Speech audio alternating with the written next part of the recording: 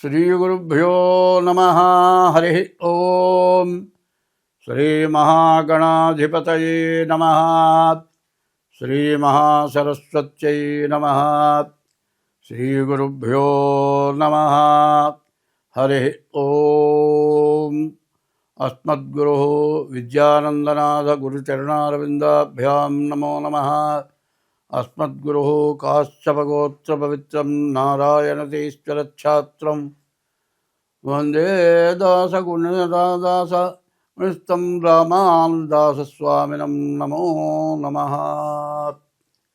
రామగుణాభిరామ రఘురామ పరాక్రమ భీమ జానకీ రామ ప్రపన్న రామ బుధరంజిత నామ సుధామ రామ శ్రీరామ దురంత దుర్భర విరామ నిష్కామ జటంసు భక్తి మనసా గురుపాదములాశ్రయింపుమా ముదమున పారిజాత తరుమూలమునందు అతి సూక్ష్మరూపుడై హృది రఘువీరునామమును ఎప్పుడు జపించుచు రామభక్తులన్ వదలక బ్రోచుచుండు ఘను వాయుతనూజుని ధీతిరాజుని యదను దలంచి భక్తి కుమతి గురుపాదములాశ్రయింపుమ.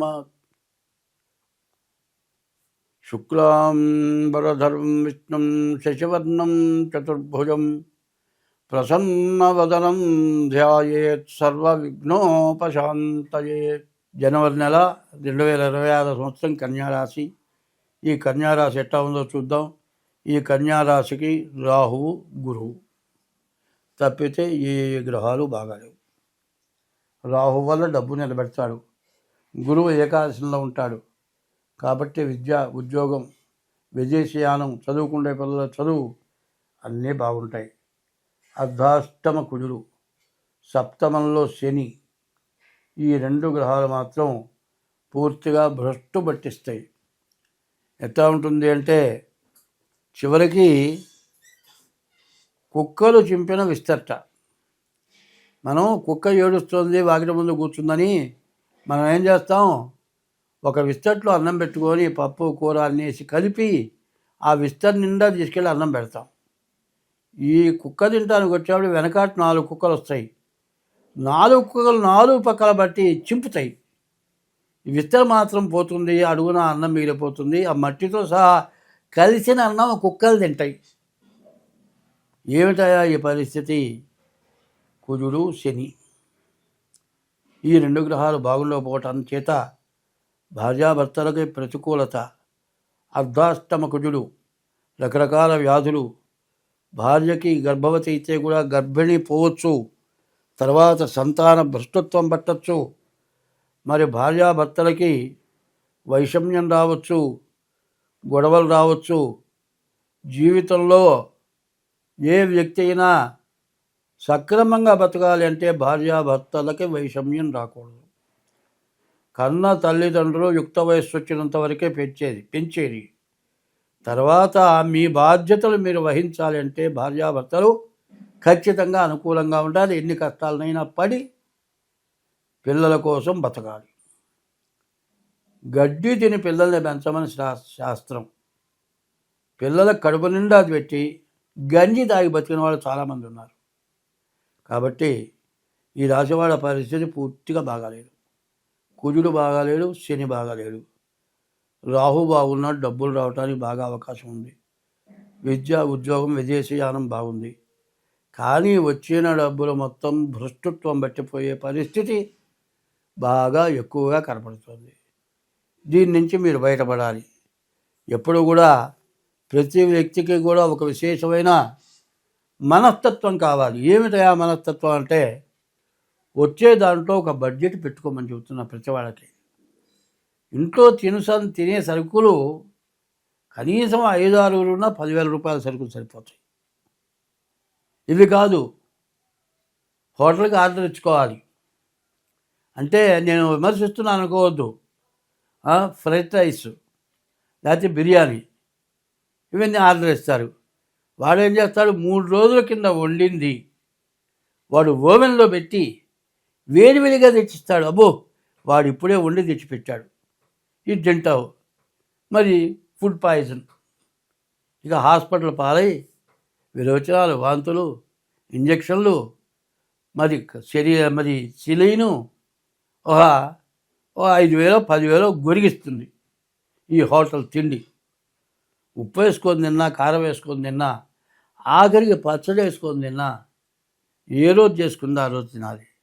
ఇవాళ ఉన్న పరిస్థితుల్లో నీటి కాలుష్యం వల్ల డాక్టర్లంతా ఏం చెబుతున్నారు, కాగబెట్టిన నీళ్లు తాగండి అని చెబుతున్నారు. ఇవాళ క్లాసు పెరిగింది. ఈ క్లాసు పెరిగి మరి ఇంట్లో వంట చేయడానికి కష్టమై అన్నం మాత్రం వండుకొని కర్రీస్ తెచ్చుకుంటున్నారు. ఈ కర్రీస్ అన్నీ కూడా ఎట్లా ఉంటున్నాయి, ఇవాళ ఒకటే చూస్తున్నా, కొన్ని చోట్ల నాకు తెలిసిన చోట్ల చూచా కాబట్టి చూస్తున్నా, ఇవాళ కూర ఉందండి మిగిలిపోయింది, వీళ్ళు ఓవెన్లో పాడో పెడతారు, తెల్లారి పొద్దున్న లేదు, ఇది పచ్చడి నూరుతాడు. ఈ పచ్చడి బహురుచిగా ఉంటుంది. మరి ఇట్లాంటి తెల్లకు ఆశపడి ఎప్పుడు కూడా మానవుడికి ఆరోగ్యం కావాలి, ఆరోగ్యమే మహాభాగ్యం. ఈ ఆరోగ్యం నుంచి తప్పించుకొని కష్టాలు తెచ్చుకొని బాధలు పడుతున్నారు. ఈ రాశి వాళ్ళకి నష్టాలు, కష్టాలు, ఖర్చులు ఉన్నాయి.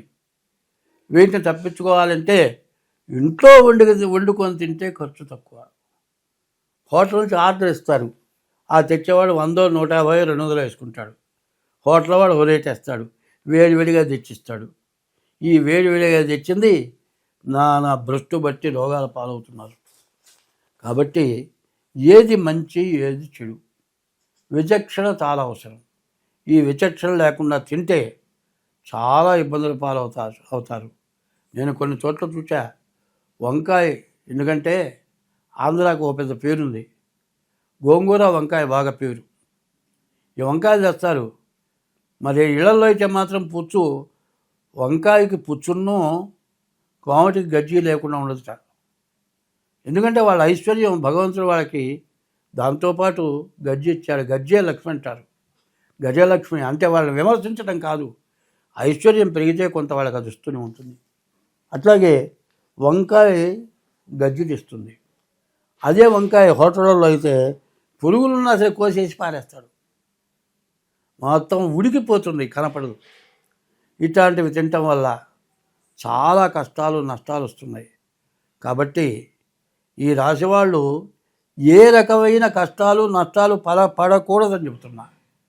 కష్టంలో వండుకొని తింటే తప్పు లేదండి, అన్నం వండుకొని పచ్చడేసి తింటే పర్వాలే, కాదండి మజ్జిగ పోసుకొని తిన్నా పర్వాలే, కాదు పెరుగు వేసుకుని ఏమొద్దు, పెరుగు వేసుకొని కాస్త ఉప్పు వేసుకొని అన్నం వండుకొని తిను, దాంట్లోనే కాస్త తేవమాత వేసుకొని దద్దోజనం అంటారు, రైల్లో అట్లాగే ఇస్తూ ఉంటాడు.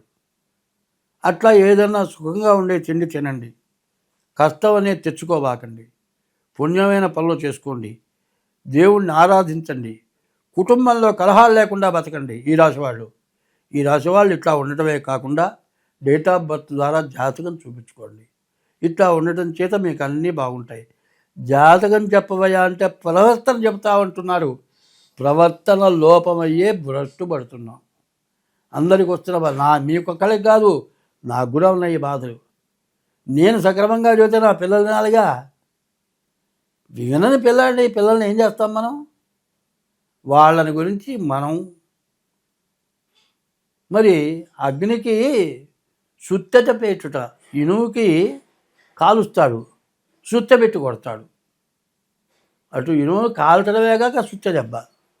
అట్లాగే నువ్వు ఎంత ధర్మంగా ఉన్నా నీ పిల్లలు, నీ కుటుంబంలో ఒక వ్యక్తి వల్ల సమస్యలు రావటం జరుగుతూ ఉంటుంది. కాబట్టి ఈ రాశి ఇట్లాంటి టైంలో ఇట్లాంటి సమస్యలు వస్తూ ఉంటాయి. కాబట్టి జాగ్రత్త పడడం కోసమని జరగబోయే వివరాలు చెప్పా, అంతే తప్పితే వేరే కాదు.